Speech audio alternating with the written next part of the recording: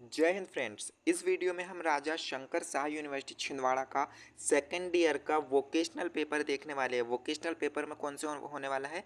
Personality development. जिस भी student ने वोकेशनल के रूप में पर्सनालिटी डेवलपमेंट व्यक्तित्व विकास लिया है मध्य प्रदेश की राजा शंकर शाह यूनिवर्सिटी या फिर मध्य प्रदेश की किसी भी यूनिवर्सिटी से, उनके लिए मोस्ट इंपॉर्टेंट क्वेश्चंस में यहाँ बताने वाला हूँ पर्सनालिटी डेवलपमेंट का। इसमें जो भी ऑब्जेक्टिव पूछे गए हैं उसके आंसर भी मैं आपको बताऊंगा। सेक्शन बी में जो 5 नंबर के क्वेश्चन आपसे पूछे जाते हैं और सेक्शन सी में जो 10 नंबर के क्वेश्चन आपसे पूछे जाते हैं, किस तरह के क्वेश्चन बनते हैं, किस तरह से पूछे जाते हैं, वो सब इस वीडियो के माध्यम से बताने वाला हूँ आप सभी के लिए। ठीक है, आप अगर देखोगे तो कोई भी स्टूडेंट चाहे बीएससी, बीए, बीकॉम, बीएचएससी, बीबीए, बीसीए, सभी के लिए इंपॉर्टेंट है। 70 नंबर का ये पेपर हुआ था और 28 नंबर राजा शंकर शाह यूनिवर्सिटी छिंदवाड़ा ने पासिंग मार्क्स रखा हुआ है। अब चलिए हम सीधे ऑब्जेक्टिव पे चलते हैं। पहले तो सेक्शन ए में ऑब्जेक्टिव ही पूछा जाता है ना।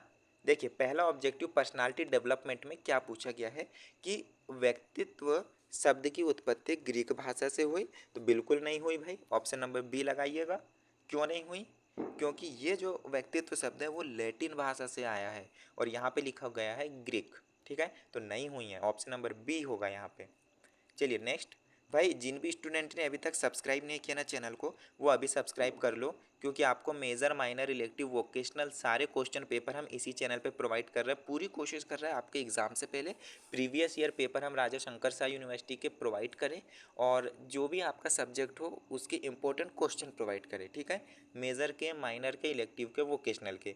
तो सब्सक्राइब कर लेना ताकि आपके एग्जाम से पहले जैसे ही हम वीडियो अपलोड करें आपको नोटिफिकेशन मिल जाए और आप सबसे पहले इंपॉर्टेंट क्वेश्चन देख पाओ। भाई सब्सक्राइब कर लेना यार, एक ही सेकंड लगेगा आपको सब्सक्राइब करने में, पर इन्फॉर्मेशन बहुत अच्छी मिलने वाली है।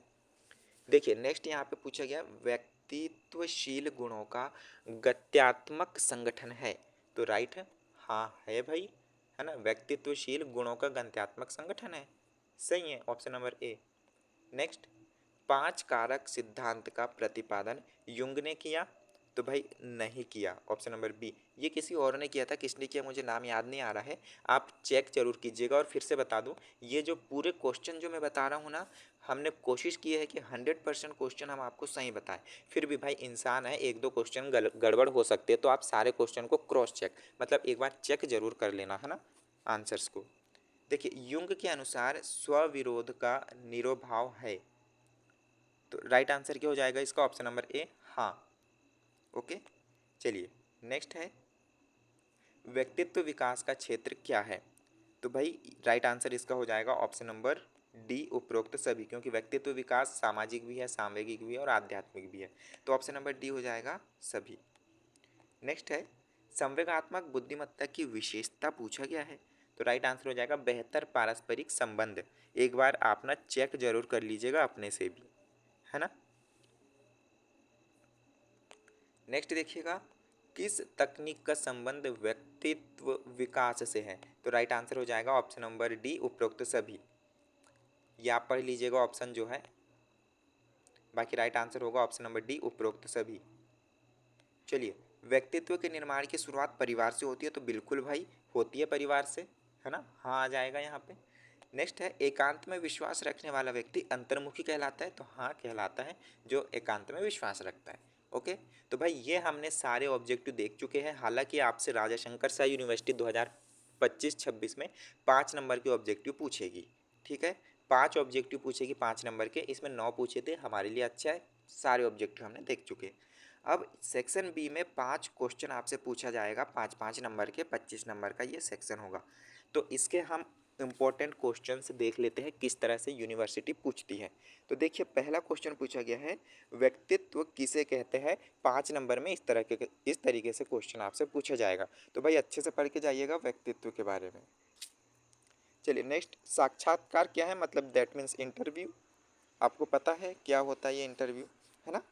चलिए नेक्स्ट, आत्मसम्मान क्या है? भाई नहीं भी पढ़ के जाओगे ना तो ये क्वेश्चन इस पेपर में आप वैसे ही पास हो जाते हो, पर पढ़ के जाइएगा। नंबर आपको 70 में से कम कोशिश करना है 60 से 60 प्लस हो, 60 से ऊपर होना चाहिए, है ना।